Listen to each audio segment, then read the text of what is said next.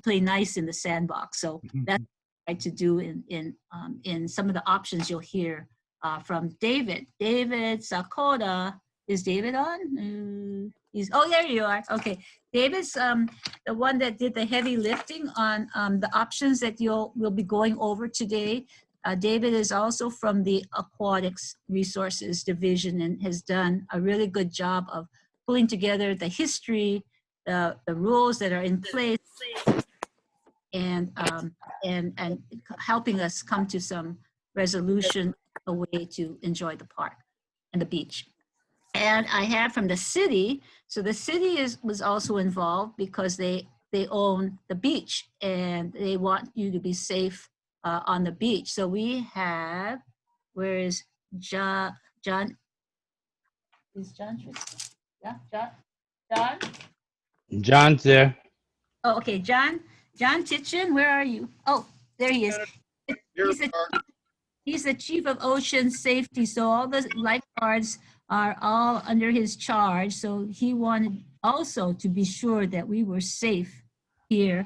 And I don't know if John Emergency Services, if Jim Howe is on, but he also from the city has been very helpful in supporting ocean safety on the beach side. And last but not least, Parks and Recreation from the city. I don't know if Michelle Nicoda is on or is... No, Nathan is on. Nathan Sirota. Nathan Sirota from Department of Parks and Rec on as well. We were looking at them for posting signs, but you know, it really is the call of Land and Natural Resources because the fishing and swimming are done in the water. So I'm going to turn it over to David to walk us. So who do we have on? Do we want to just run right through and just because you are the people that we went back to that had concerns, either fishing or swimming or the environment. So I sent it all out and maybe not, I don't know if you all got it, but I hope so. Because this is, let me just say, this is the first of many meetings, not many, but this meeting, and we'll go back with your comments because you are the initial group of stakeholders in this, in the conflicts that were occurring last June. And so we want your input, and then we'll have another meeting with an updated rules of what you folks tell us today seems to be reasonable to go forward with. And then we're moving toward rulemaking, which will be later in the beginning of next year. So that's kind of the game plan going forward. So if you could introduce yourself and just sort of, you know, shortly, just introduce yourselves. And what I would like is those of you who are interested in the going forward part of this, if I don't have your email, could you put it in chat? We will keep you on our list as we go forward. So are there any questions? So why don't we start with, who's it? I see, no, Charlene. Hi, Char with Save Ala Moana Beach Park. And Stace, Bruce, and Bruce, the other. Bruce Lum, Save Ala Moana Beach Park. I am Charlene's husband. Okay, and then Stacia. Hi, my name is Stacia Marcoux. I'm with the Division of Aquatic Resources, and I'm the Marine Managed Areas Biologist. Oh, great. Nice to meet you. Very nice job on the pronunciation. Hardly anyone gets it on the first try. Okay. So we'll go down, Brian. We have Matt Ramsey. Also. Matt Ramsey from Conservation International Hawaii and Shoreline Fisher and Spear Fisherman. Great. Thank you. Venus is my staff. Bob, we know. Ryan. Hello, my name is Ryan O'Connell. I'm with the Division of Aquatic Resources. Oh, great. Oh, I love it. On aquatic resources people, they're the experts. Gail Grabowski. Hi, everybody. Yeah, thank you, Senator Moriwaki, for holding this meeting. Hi, everybody. I'm Gail Grabowski, and I'm a longtime swimmer and paddler, and I'm also the interim dean of natural sciences and math at Chaminade. And I've been swimming in Ala Moana for 30 years. Oh, great. Thank you. Welcome. OSD's iPhone next. what is that? Ocean safety. Me. Who's the Opala King?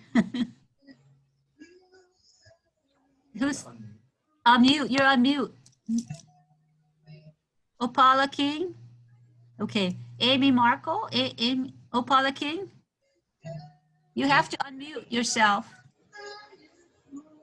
Amy Marshall Okay. here. Okay. but- I'm also with the Division of Aquatic Resources.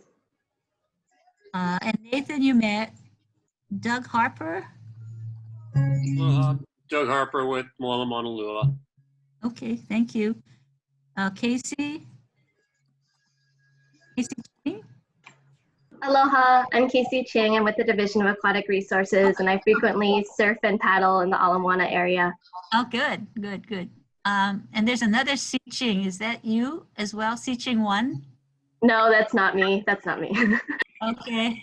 Who's Si Ching 1? This is Christine Ching. I am with Parks and Recreation District 2 manager. Oh, great, good. Parks and Rec. And Kushima? I'm retired. I used to be with DAR. Okay. And then somebody. I'm just nosy. Oh, nosy. Oh, good. Who's 768? Somebody from the city? Okay, well, I was hoping we'd have more community people. Senator, we also have Phil Fernandez on. I see we missed him. Okay. Anybody else? Hello, Senator.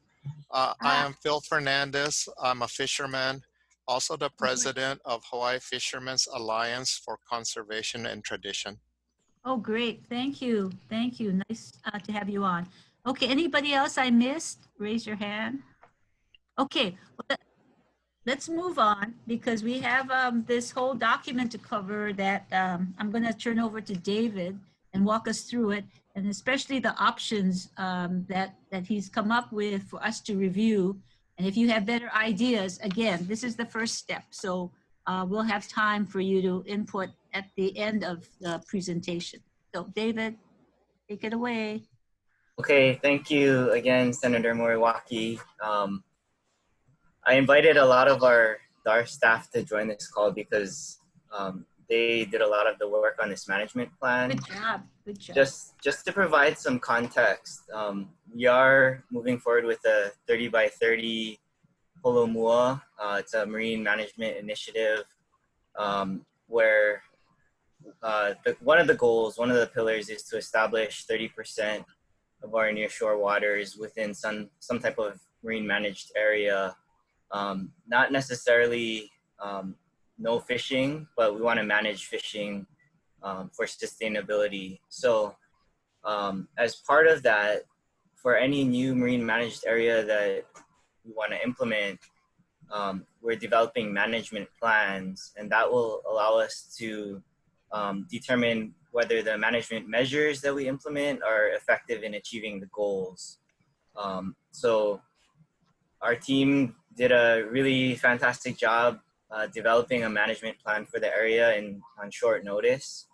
And I'm not gonna go over too much details about the history that can be read in the draft plan, current uses, a description of the area. But I did want to go over the rule options because I think that's what everyone's interested in. So we put together a few different alternative rule options, and the way this works is, they could be implemented like one or multiple.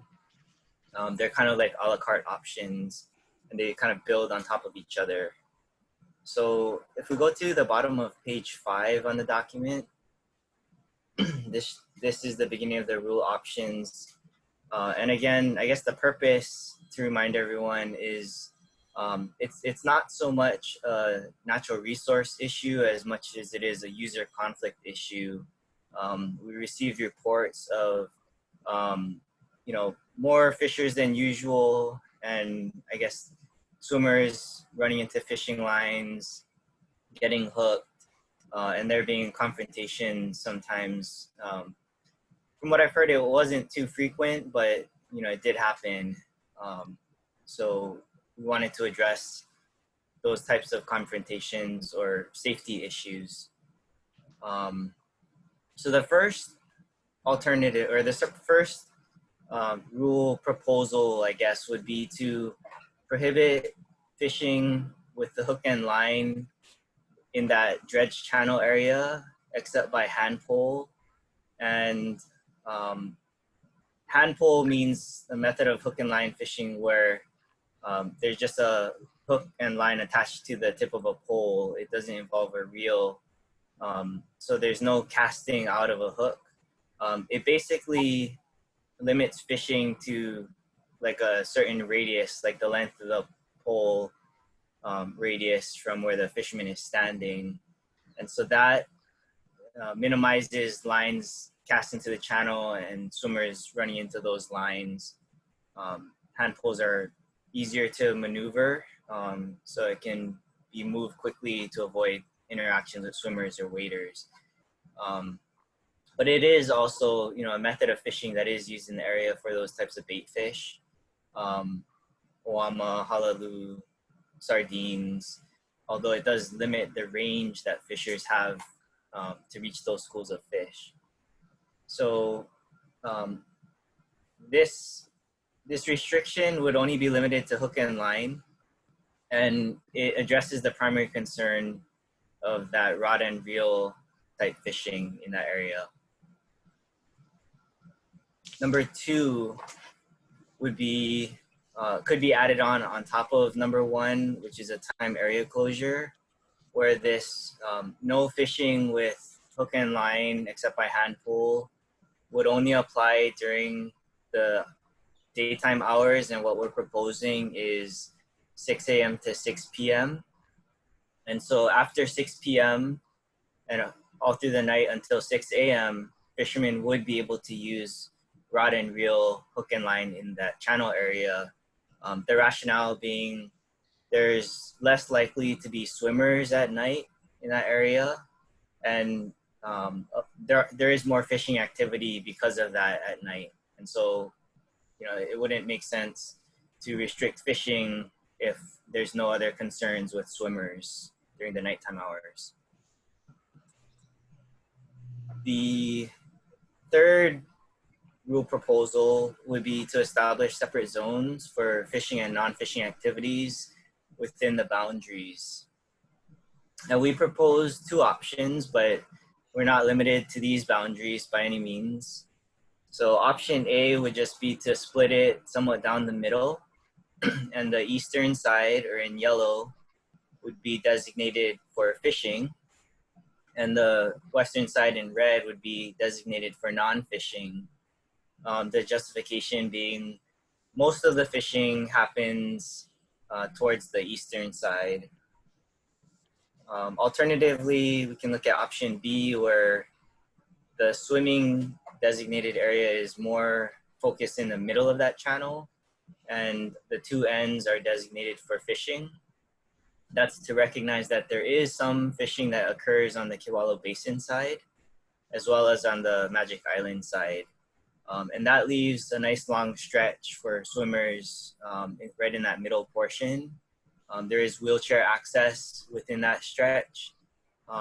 So we feel like this could be a good way to designate zones for each use.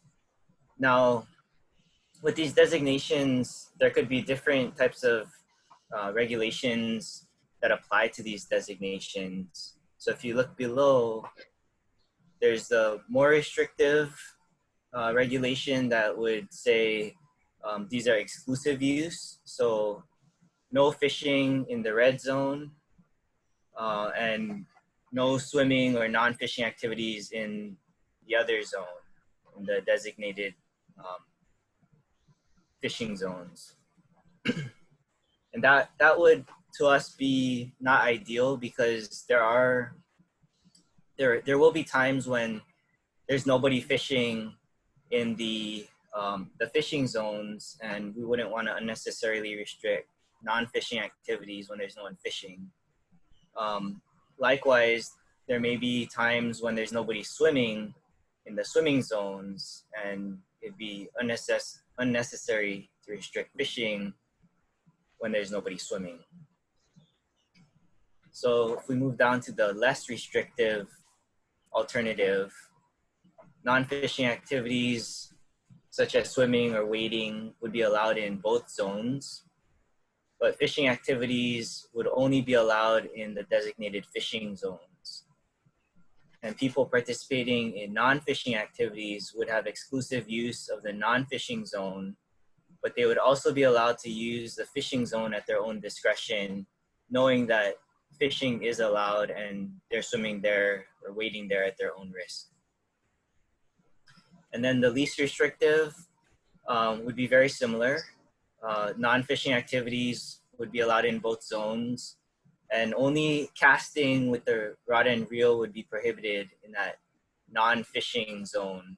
But other types of fishing, such as hand pole, scoop net, throw net, etc., would be allowed in that non-fishing zone.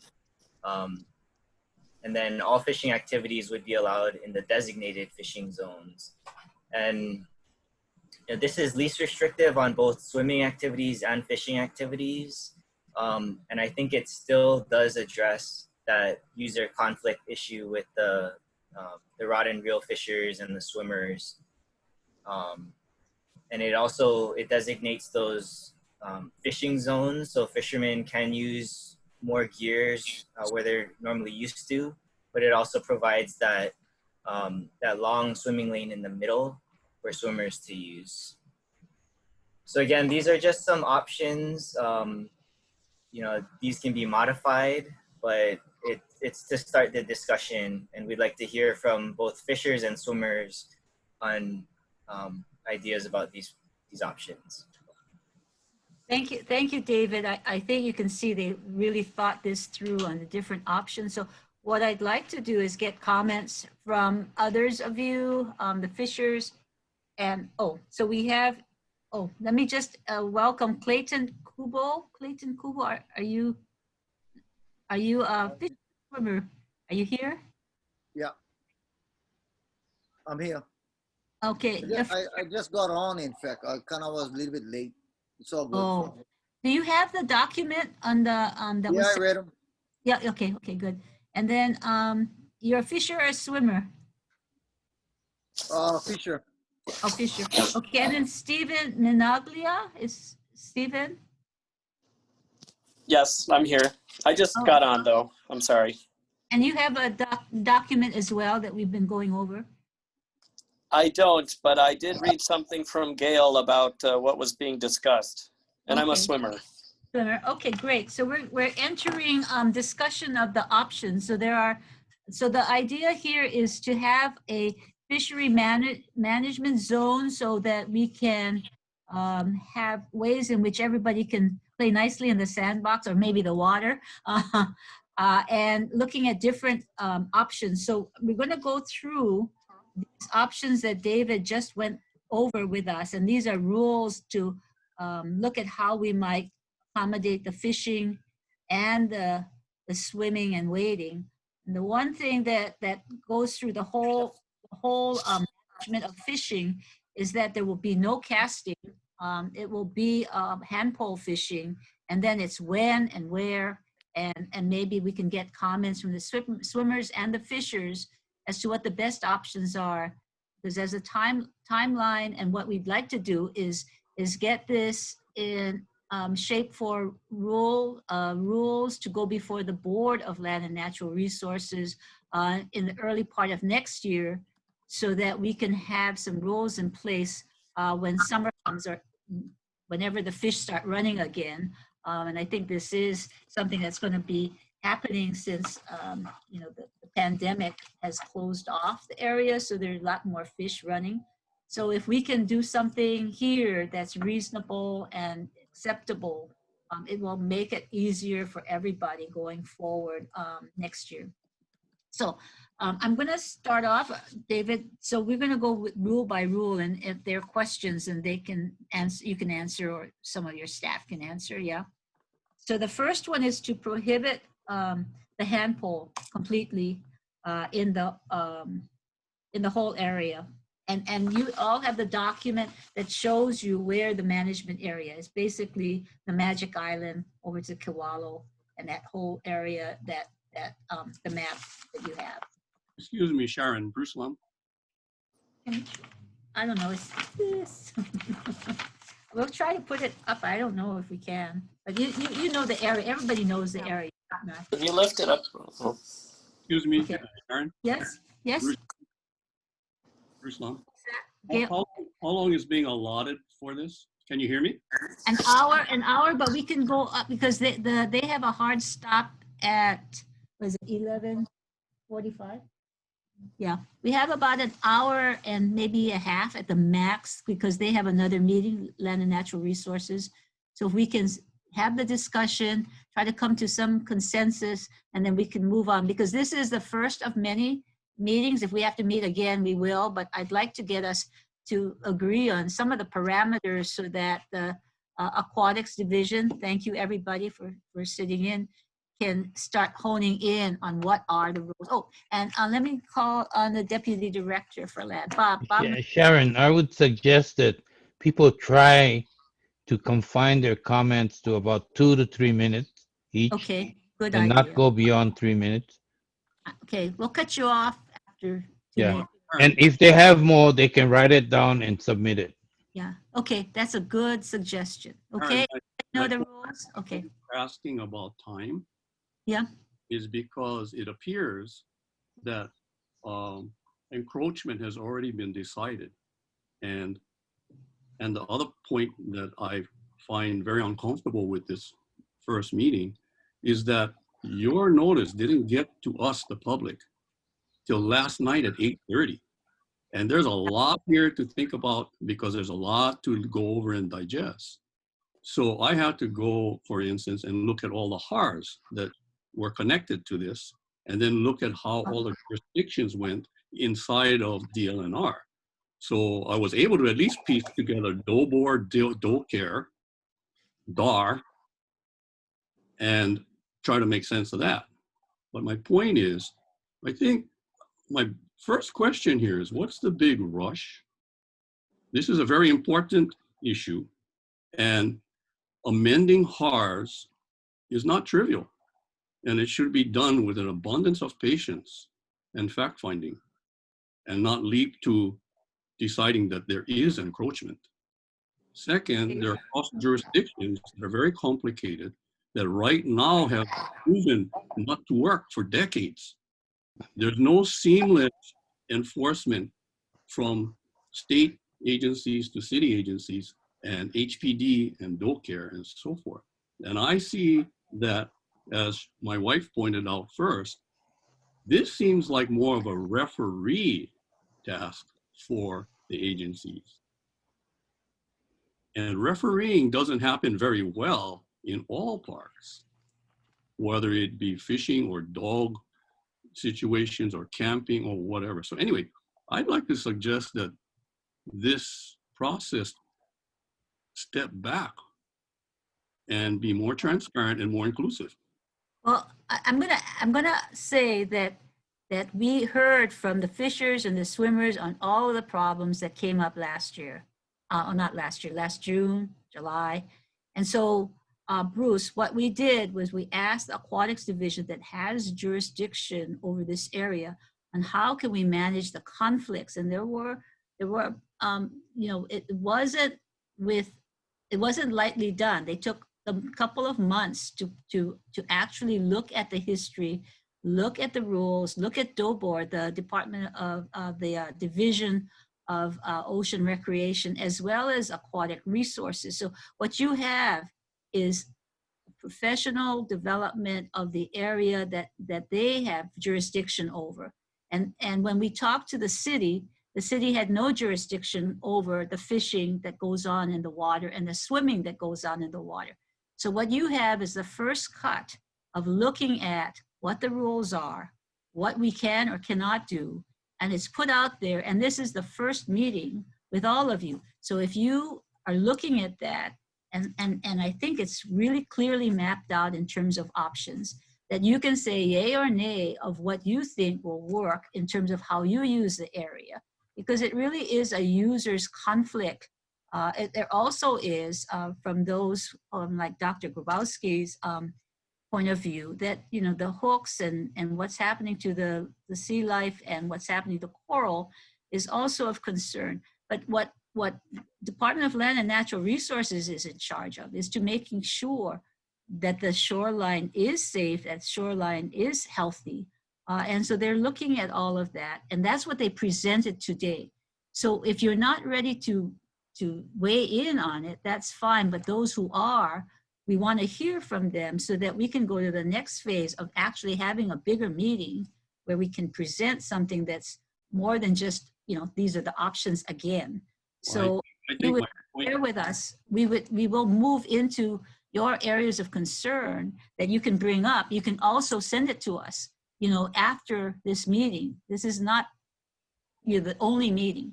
So if you can send in after reading it and send in your comments some more, I will give it to the division so they can do more work on this before we get to the next stage of it. My other question was, how will this process be documented? So because we're taking notes, we'll send it out to you. Well, during this COVID time, Shar and I do a lot of Zoom meetings about all kinds of issues at the federal, the state, and the city. And we found that the documenting of this is being missed. So the actual attributions to what we said and attributions of documents that have been provided and for consideration are not assembled and are not easy for people, not available at all for people to find. Well, we will try. We will try to do that. We will take notes. That's why I have 2 staff on. You see all the aquatics division staff on. We will try to do that, Bruce. Well, I appreciate your taking this bull by the horns because it is a very touchy and difficult situation. It is. But I wanted to know, the reason I asked what the rush is because everyone here has got to understand that this was a once in a blue moon event. It was a perfect storm. Right now we have a situation where commercial fishermen have relieved the pressure on stock. As a result, the predators are not being caught. And as a result of that, the bait fish, balls and, you know, shoals, the scientists will call them, have been appearing in greater sizes in Kaimana, Ala Moana, Waimea, and all over the place. Now, the other thing is people aren't working as much as they used to, so greater crowds are being attracted to Ala Moana Beach Park. Another fact to recognize is there's a barge in the Alawai Canal, and there's less traffic at Kewalo Channel, the basin. As a result, the predators have, that's sort of a cover for fish stock. You traditionally, all these big shoals of fish end up in the Alawai Channel and the fishermen go and fish on that side of the Magic Island. I've been going to Ala Moana now since I was 9 years old. I'm 73, maybe earlier than that. 9 is what I can remember. And I'm a fisherman, a surfer, a swimmer, and a gatherer. So now, the other thing is, because of the larger crowds, what you got is an aberration of a sampling of what can happen at the beach, but at an extreme picture. Because you not only had experienced people in the water, fishers, swimmers, you know, alike, and you also had a lot of novices. So as a result, the kind of experiences that people ran into, they never saw before. Even the swimmers were caught off guard, because there are things that they never seen or expected to happen. Like the fishermen chum the water.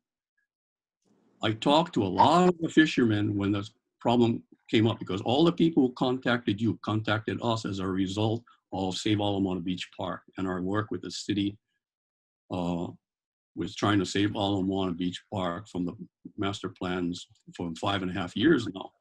As a result, I've learned that requirements gathering from users needs to be a little deeper and a little more diligent. That's what I'm saying. I think that from reading this, I see that you're starting at solution instead of starting at requirements. And I think that's important not to miss. Okay. But I'm willing to give comment on the rules. I just wanted to state my case that I think this is greenware. I think this is premature. And I have a lot of reasons that I can send you and tell you about why we should be a little more careful and a little more patient with this. because we're creating a law that could last a very long time. And undoing HARS is more difficult and non-trivial than Okay, creating. thank you, Bruce, for your comments. And you can send in your comments and we will try to report on everything. Just gonna ask David or Brian or Bob if you want to respond to that. Or we just move on to some. No, I think it's a point well taken. I think it's being recorded in the minutes of this meeting or the notes of this meeting, and then you'll get inputted into the whole conversation. So the recording will be made available by way of an online. Well, we will send it out. Right now, if you want to forward it to all of your group, you can do that as well. But we will be not a verbatim recording, but we are taking notes and we will. Somebody is recording this. Who's recording it? Yeah, my staff is recording it. Can that recording be made available publicly? Sure, of course. And The notes of the meeting with attributions as people indicate they would like should be written down, and we don't want to have to transcribe every word that is said, but we will have succinct notes that are transcribed and made available as notes of the meeting through Senator Moriwaki's office and probably through the DAR website. Well, forgive me for my understanding, but I've noticed that all the Zoom meetings that we've been participating in, I think at least half of them provide the recording to a session just like this, where people can, can do Okay, that. Charles or whoever, are we recording this also? He is recording it, yeah. So Okay, we put it available. then you can provide the recording too. We have nothing. We want this to be as transparent as And possible. I'd like you to share it with as many people as possible. As I said, this is the first step of doing it, and we needed to have some way of focusing in on how we address the conflicts. And I want to thank the Aquatic Division staff for doing that. So if you have other options, again, it is to prevent conflicts coming in June. So what we are doing is trying to find a way forward that this pandemic is not going away. If the fish start running again and we have no alternative, it will be like last year. Today's meeting, Bruce, is not to find a solution, and it is not to argue alternatives. Today's meeting is to gather points of view that we may not have included previously in discussion. So your point is well taken.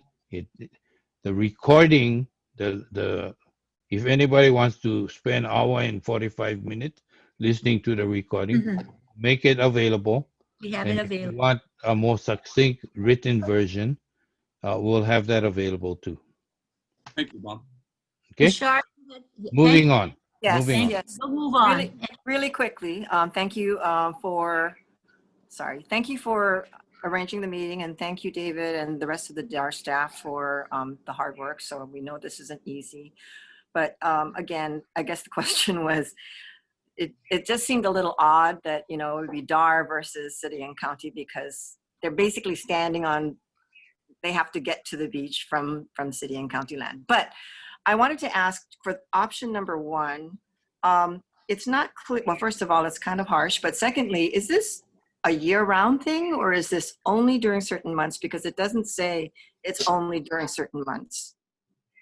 First, I would like to correct the verses. This is not a versus, state versus city. The city and the state are working hand in glove together.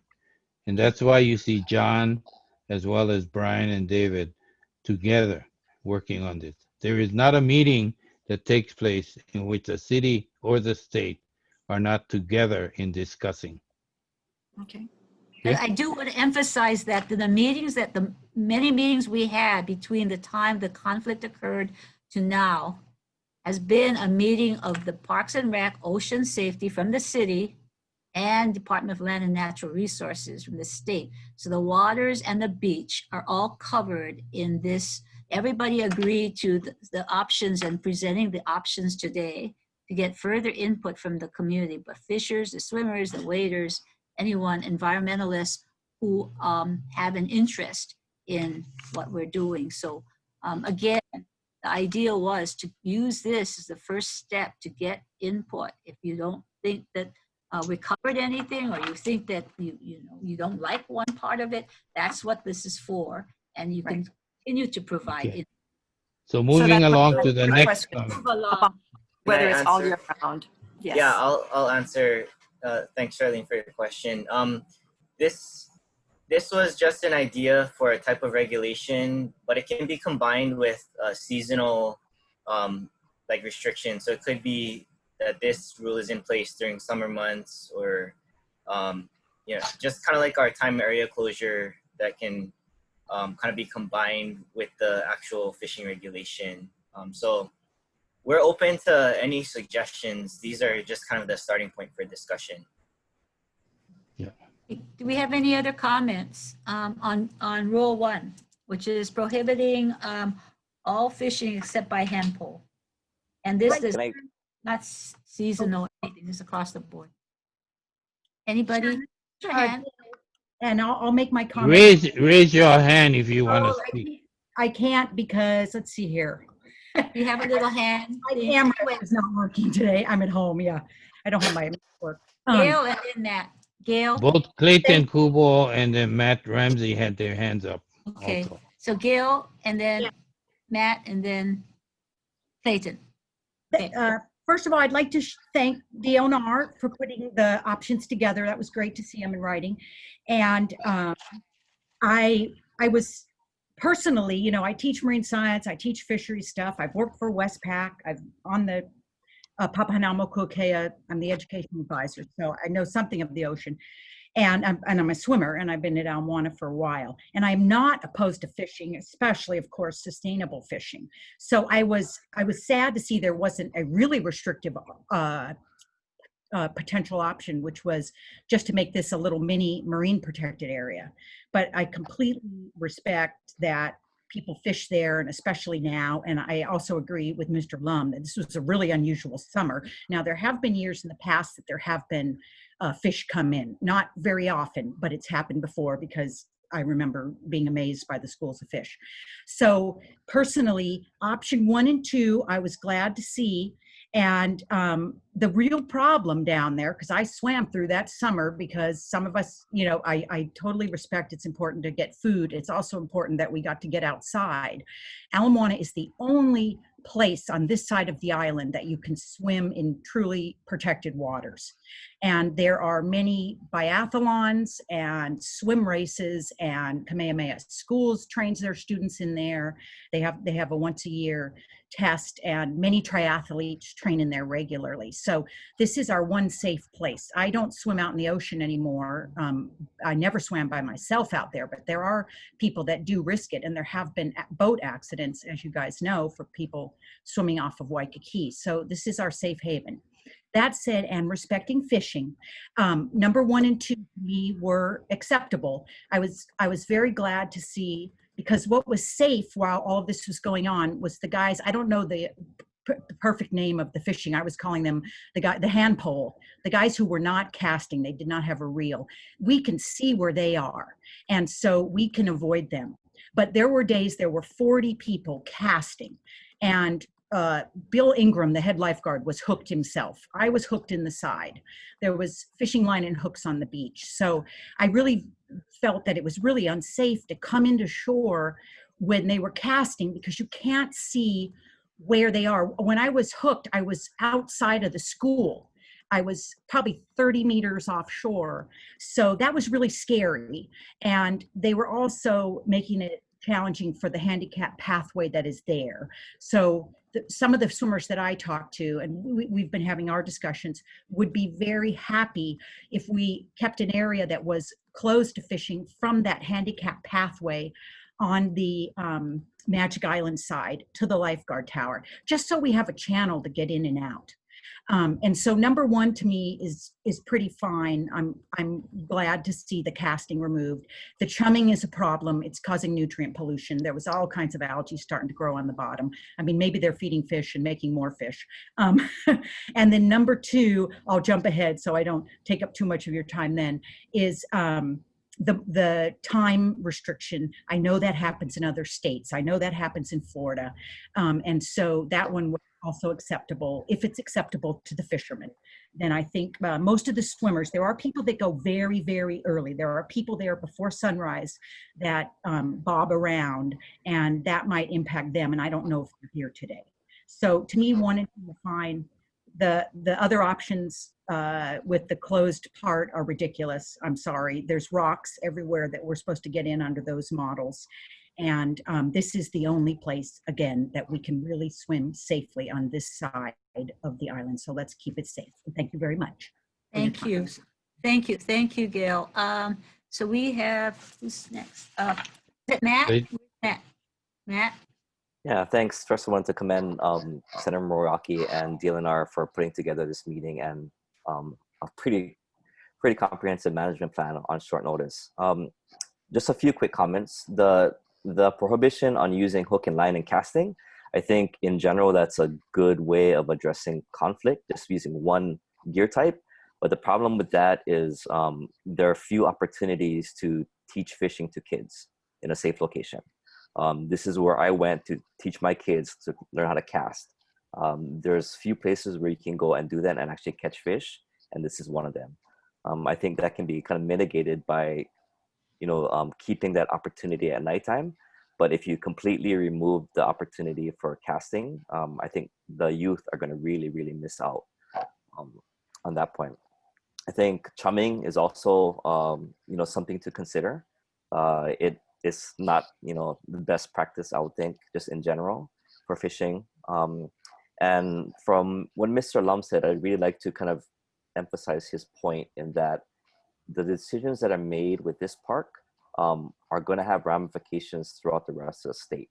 So, you can't look at COVID and base all of the reaction on that. It's an unusual time. There aren't schools in Ala Moana all the time. There aren't people off of work all the time. There aren't tourists that are gone all the time. This is a really rare occasion. And if we kind of create a knee-jerk reaction and base rules and regulations off of that, is dangerous. Because this can easily happen throughout the state. So if this does happen, I suggest that good documentation be kind of taken and we really collect the data. What data was collected in order to make this decision? How many conflicts happened? How many swimmers were hooked? How many fishermen were there? Just so that when this happens in other areas, you can really look at the data and see, in other areas, is it justified? Maybe it is justified for this particular park. But if you want to look at all of Waikiki, all of Diamond Head, and they want to propose the same thing, does it have the same level of justification? And that's all. Thank you. Thank you. Thank you, Matt. Clayton, you had? Yeah, I wanted to say something a while ago. I don't know how come nobody's seen my hand being raised. So Bruce, I agree with you, because once something takes place and action is taken on it, who knows when it can be canceled because maybe somebody made a mistake that they won't address this or even other things. So maybe gotta ask like David or Brian Nielsen, if this group takes action on this and later on they say, hey, you know what, we made a mistake, how long does that be corrected, can be corrected, I would say. And in a way, how much times did this had happen in this area, whereas the pile came in, which was probably Halalu, and people was trying to fish to maybe even to survive. So as in my mind, since I'm a fisher, and I gotta look at it from this perspective. It's basically one common sense kind of deal going down. Whereas when you see somebody say fishing in an area, why would you even go swimming over there? It's kind of disrespectful. And also Hawaii News Now, they're showing a lot of halalua piles, yeah, akule piles in. And what I've seen on the news is what comes in up in me is kind of disrespectful to go swimming where people are fishing, and exactly what Matt said, yeah, also that you're taking away one area that, like, when you can bring your child over there and he can go practice. I think this could have been worked out better if the two sides had come together and have a discussion right in the front of, you know, I guess Ala Moana. I guess this is the target area right now. I'll comment more later. But Bruce, if you can give me one call, okay, my number is 808-652-2425. Mahalo. Thank you, Clayton. Anybody? Huh? PF, does PF have a comment? Who's that? You raised your hand? Yeah, this is Phil Fernandez. Okay, Phil. So I'm a fisherman also. And just to get to the point, I like option B, where both sides of the waters there would be for fishermen. Partially because the Kewalo area is popular with keikis. It's a kind of almost a designated keiki fishing area. So it's very close for them just to walk across to that side and be able to fish the Ala Moana area. So I prefer option B. So the other comment is with regard to, you know, maybe it's possible for DAR to put a temporary rule in that just automatically sunsets in 3 years or 5 years. You don't have to do anything, it just sunsets. Just put that in the rule. And, you know, now we're covered during the COVID. And then when COVID is over, it expires.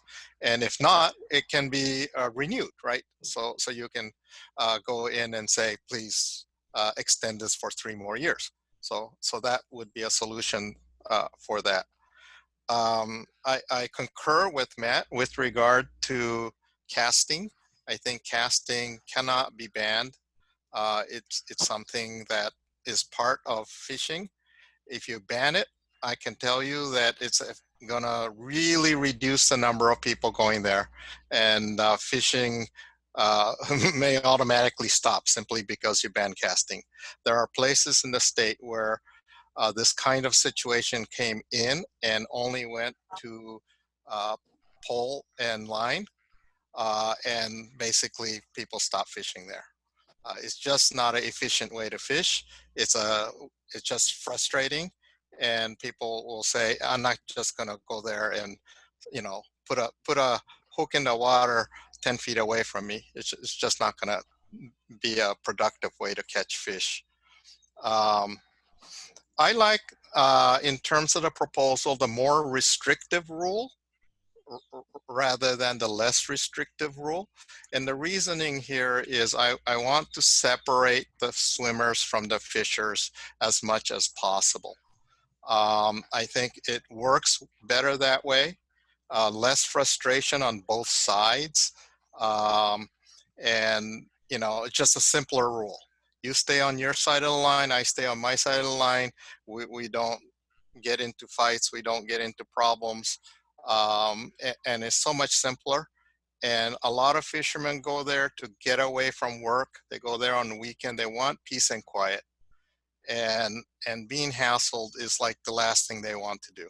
So I would actually, as a fisherman, prefer to be able to go there and have my own area to fish, and then let the swimmers have their own area to swim. So I just wanted to, you know, get on record to say that. Thank you very much. I'll give it back to you, Senator. Phil, thank you, Phil. Just a question. So in terms of wanting the casting, is that casting during the options is from 6 a.m. to 6 p.m. when people are swimming? There shouldn't be casting, maybe hand pole, and maybe from 6 p.m. to 6 a.m. casting. Again, looking at how can we have separate uses, but, you know, equal use.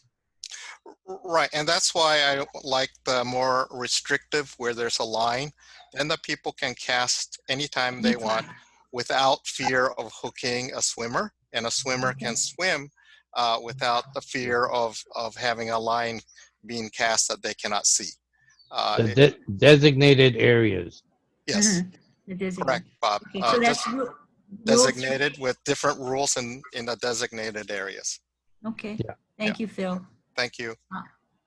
Anyone else with comments on any of the rules? Shar? Sorry.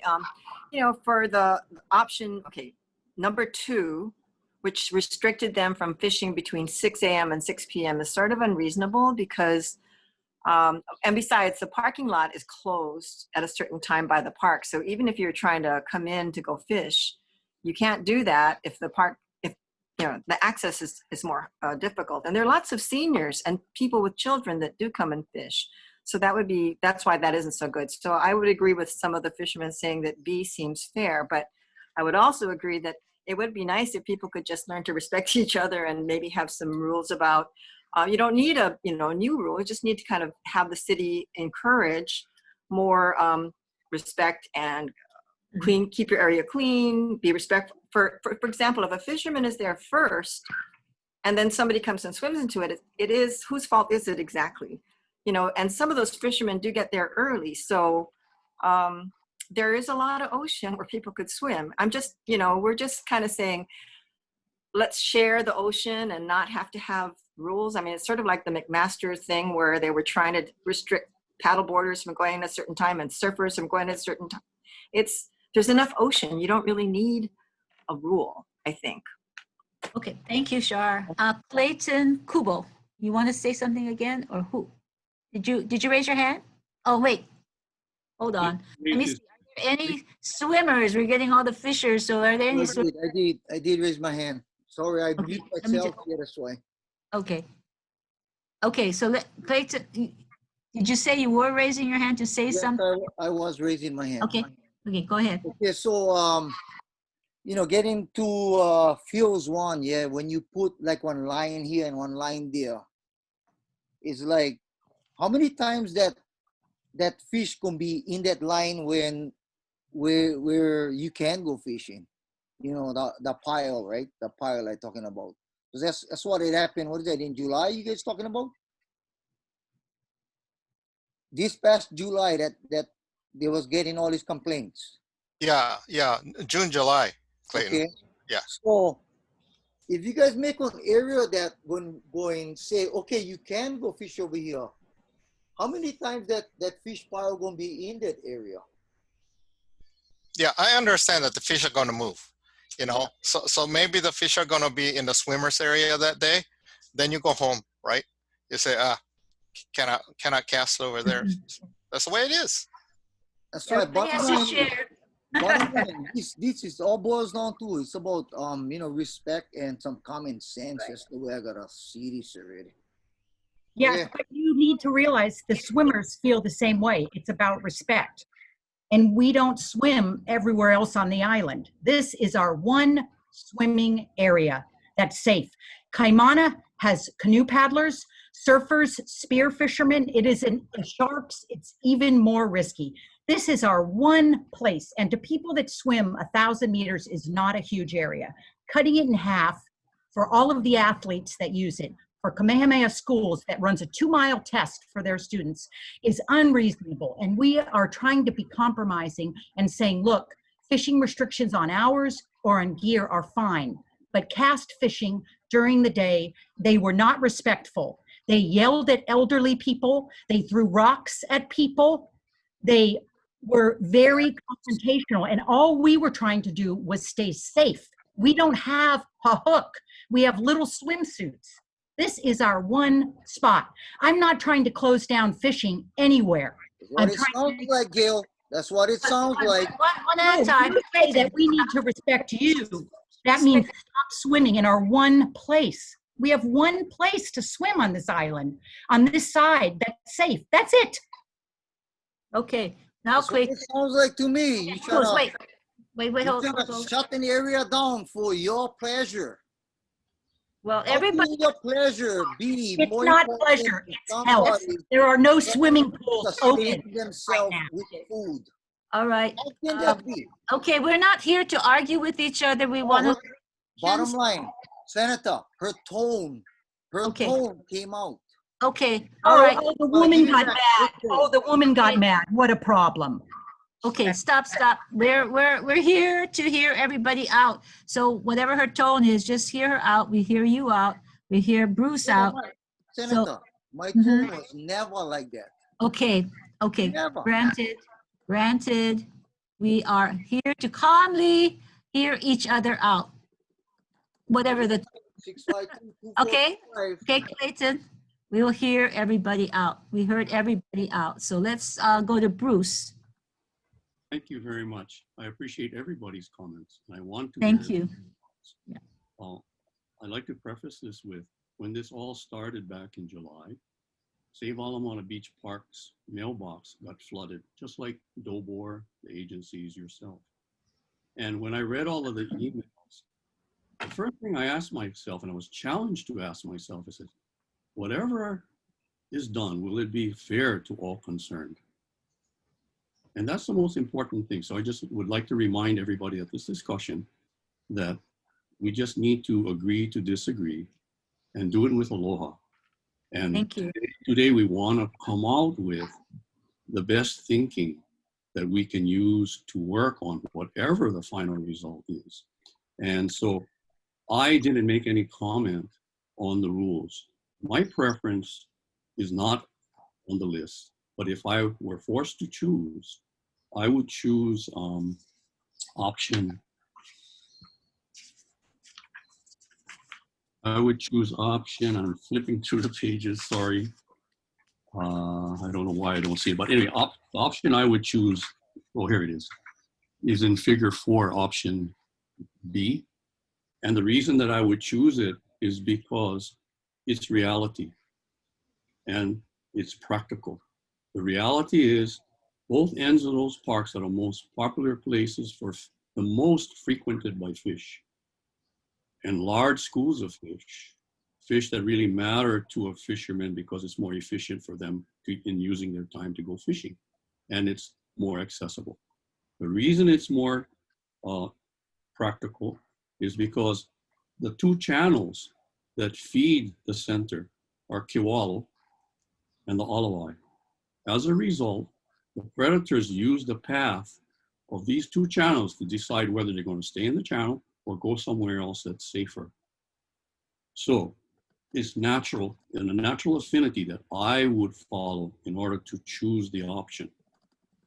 And by choosing this option, you're the best of 2 worlds, I think. Well, the compromise of the best of 2 worlds, I think, will be available to both fishermen and to swimmers.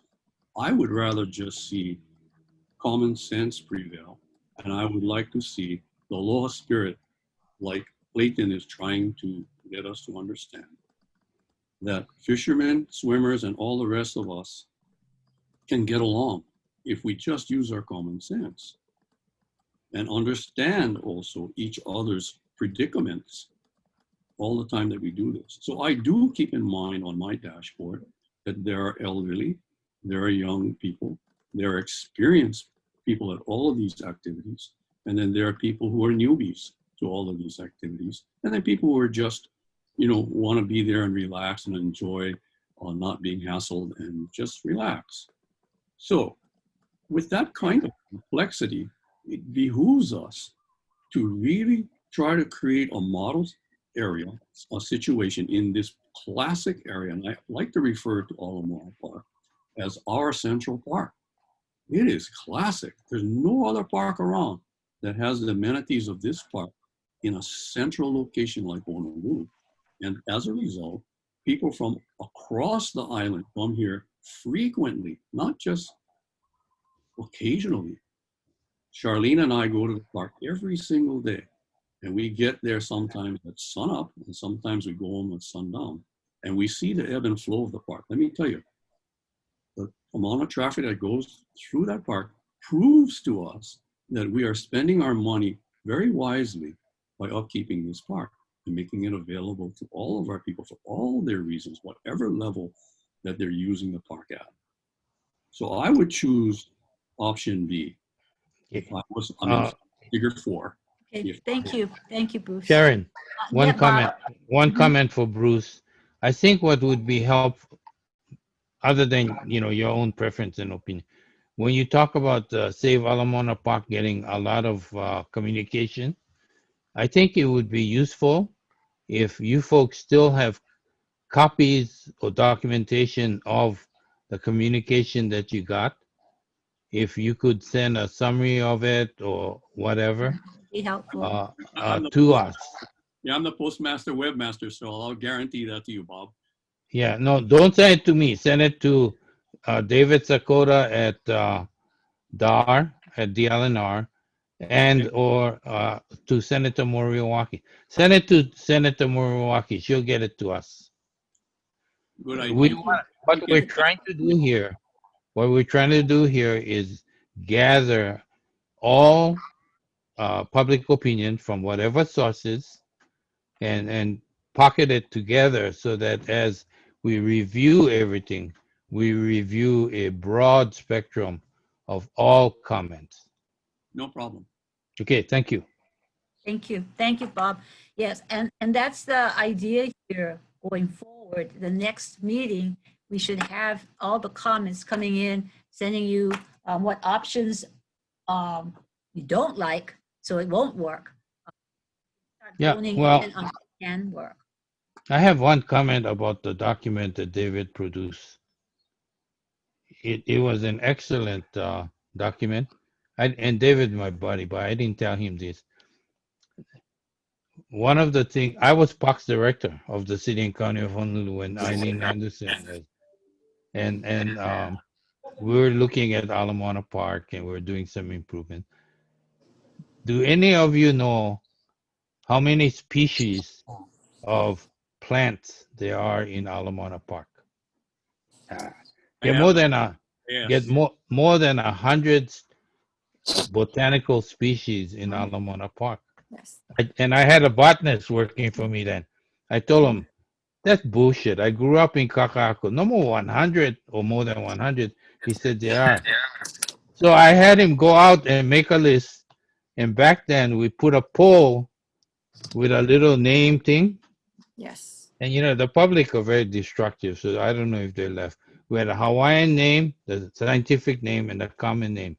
Had more than 100 different species. So Ala Moana is a great park in many ways. It is the people's park. And we are trying, John and David and Senator Moriwaki, of course. She's been really hard working on this. And knowing Sharon, she is also persistent. So we will get to a resolution. And it's not a one-step process. But it is a people's park. And we do want to continue making it safe for everyone. And, Gail says she's been there for more than 30 years.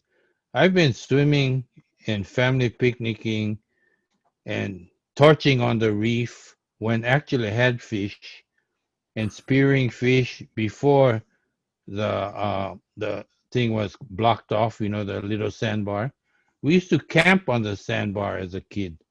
And I was doing that, let's see, 80, 70, maybe 65 years ago. Consistently. I'm the only one, Bob, that would say I've been torching out there because I've been doing it since I was 9 and I'm 73. I'm 81. Yeah. And I've been doing it. I grew up there. I have the only ones with the memory of that. Yeah, no, I grew up there. Yeah.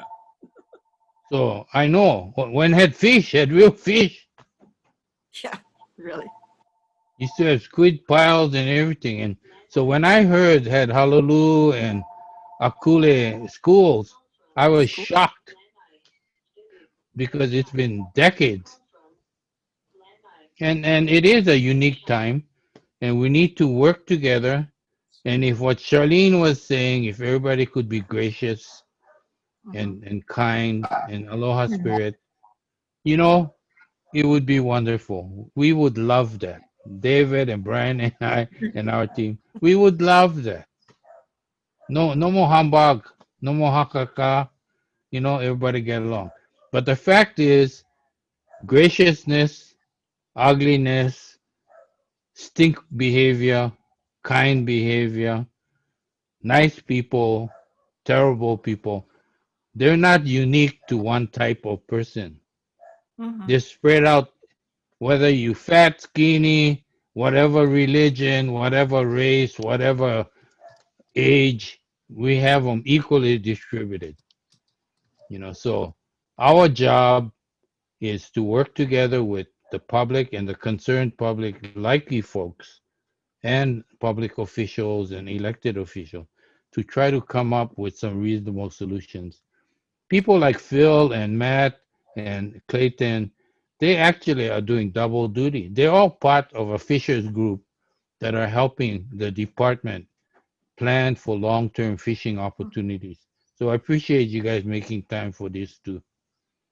I just want to say that before, okay? Because if anybody want to talk about the history, I can talk about the history. I want to say one thing, sorry, to Bob. Thank you, Bob, for your comments and your reminder about the trees and the plants, because, we at Save Ala Moana Beach Park, Hui, we really believe that if the people really did understand that it's their kuleana to take care of the park, they're not just users, they got to be, take care of it. We could, think about it if the DOE would actually have classes where they would teach their kids how to, come down and malama the park. Wouldn't that be great? And then, respect and all those other kinds of things, so that it becomes a generational thing and it's not lost because, well, we got bad people. That's just they just got to be taught. And I think once we get our younger generation involved, they can, carry on and make sure our park stays clean and green. Absolutely. And, as a matter of history, both of our urban major waterfront parks, Ala Moana and also the newer Kaka'ako Park, both of them were rubbish dumps. The rubbish dump. Kaka'ako is still a new one. So the pipes you see in the ground at Kaka'ako Park, don't light a match or to light a cigarette over there, because that's for methane, escape. But back in the early 1900s, Kaka'ako was the city dump. When Waikiki was limited, so and Ala Moana Shopping Center was a swamp. When up to early 1950s, we used to see ducks flying it was a waterland, one of those watershed kind of bird sanctuary type, marsh. And then when you go to Ala Moana Shopping Center where it says coral level, it literally means coral level, because when they dredged the channel to make Magic Island and make the access to the ocean, all of that coral, a lot of it went through a tunnel under Ala Moana Boulevard to the swamp where Ala Moana Center is. And they had a 5-story pile of coral for about 10 years just to have the weight of the coral supercharged and compress the mushy land. And then they spread it out, and that's the coral level. So you want to talk history, we can talk history, but we're not here about history. We're here about cooperation. Yes. We appreciate all of you jumping in. Feel free to write Sharon. She's the elected official here. So don't write me. I don't read very well now. Write David or Sharon. But we do appreciate you folks joining in on this. There will be, and Bruce, time-wise, we tried to put this together and address the issue, but there will be, as Sharon says, incremental, taking from what was said today. We'll be meeting again with John and his city and county guys. John and Nate represents Michelle at Parks and Recreation, Serota. and our state team and our elected legislative team will be meeting again. We'll be putting together all of your comments. We'll be thinking, okay, the next step, how should we address it? Should we make other changes? Should we have a discussion, get more arguments on both sides? What? But we will be going on to the next step, and I want to personally thank Sharon, who is a longtime friend. I won't say old because she's not old as me. I Long don't know. time. Okay. She's still good looking too. But I want to thank you, Bob. I just wanted okay. Stephen Mihaglia, is that how you Oh, pronounce okay. It's Manalia. Mihaglia? A comment, and then we're trying to respect Bob, your department's Yeah, time. we have a cabinet deputies meeting Yeah. in 10, 15 minutes. Okay, so Stephen, and then we'll try to wrap up. Thank you Yeah. so much, Senator, for hosting this meeting. I really love all the comments so far. I'm a physician and I had to step away to see a patient just now, so I did miss parts of this and I don't have the documents, but I've heard enough of the issues. It sounds like everyone's trying to work together for some consensus. I just wanted to float a few safety issues by. One is if anyone's planning on trying to establish times, restricted times, I would keep in mind that everyone really likes to use the beach even after sunset and also before sunrise, and confining any group to the daytime hours just puts everyone at risk of more sun exposure and harm. The other thing is one of the things Gail had mentioned, if a lifeguard was actually hooked, I mean, one of the concerns is that, you know, the fishing, any activity on the beach can't interfere with the successful rescue of anybody who happens to be in the water. So that's something I think should be highlighted in some of these documents as well. And we were going to ask, if I may interrupt, we were going to ask both John from the lifeguard records as well as Gail, if they can send us any documentation on numbers of people who were actually hooked and who they were. We would like to have facts on that. Instead of talking about people getting hooked, we want to know how many, when, and who. Thanks. Sorry, Stephen. Go ahead. Oh, that's okay. I will be very quick, and I really like what Mr. Lum said, Bruce, in the beginning of it, and that is we should be very careful about jumping to any kind of resolution that's going to become semi-permanent. I think if everyone has aloha at the beach, things will be very successful. In my experience, you know, I'm a channel swimmer. I swim 1,000 miles a year, many of which at Ala Moana, and I'll just say that I'm very happy to just avoid fishers, and there's really no reason to encounter people in negative ways. Actually, I could really understand, you know, I teach my kids to swim there and I've taught my kids to fish elsewhere. And those folks, Clayton, I think, who mentioned that, and there was another fella, this is very important that we preserve all of these functions of this park. In my experience, the fish do move. I've seen folks fishing both Eva and Diamond Head. So perhaps there is some sense in making zones that are just going to be safe to try to separate out these two groups. But I do think everyone should have the same time access to the beach as possible, both fishers and swimmers. And I do think that when the lifeguards are on duty, that they should be somehow protected and able to access the water no matter where in order to make a rescue and not with a fear of being hooked. And that's all I wanted to say. Yes. I'm going to talk to all these fish and tell them, don't come to Ala Moana. Just go on the Alawai Canal side. Go where people can fish from the sidewalk and stay out of the swimming area, because I'm a fisherman. I used to fish in Ala Moana as well as other places. My father and I used to swim across the channel and fish from the reef side because they didn't have fish on the beach side. But now you fish on the beach side. I mean, it blows my mind. But hey, listen, thank you all for working with us. And with Sharon's leadership, we'll gradually and incrementally come to a resolution that people can be safe first, and then happy second. So much, Bob. Thank you, and thank you everybody for all your comments. What we will do, Bruce, if you'll send, you know, the comments that you've gotten from Ala Moana. Gail wants to have the last word. And Gail, you want to say That's something? just me clapping. I was just clapping for what Bob said. Oh, okay. Oh, I thought that was raising your hand. That's clapping. Yeah, sorry. Okay. Yeah, I don't know how you put those hand symbols up. I'm trying to figure that out. You got to go on the bottom part and figure Down it in the out. reactions. Yeah. Yeah.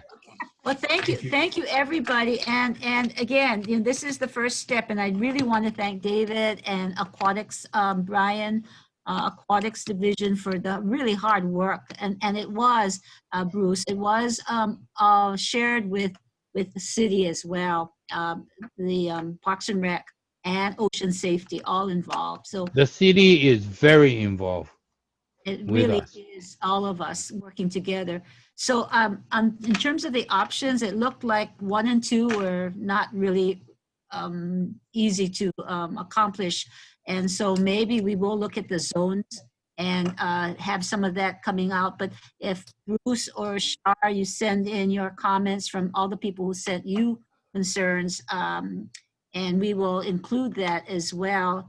And if we can get other data from people, we will have that for the next meeting, and we will be something out to you. Yeah, the pandemic not going away real quickly. Yeah. So we'll have a little time and we'll try to do this progressively in a sensible way. Okay? Yeah. Appreciate everybody. Yeah, it's not only for this season. The Oama probably gone already. But, we want to plan. We get 6 months, get it together for next year.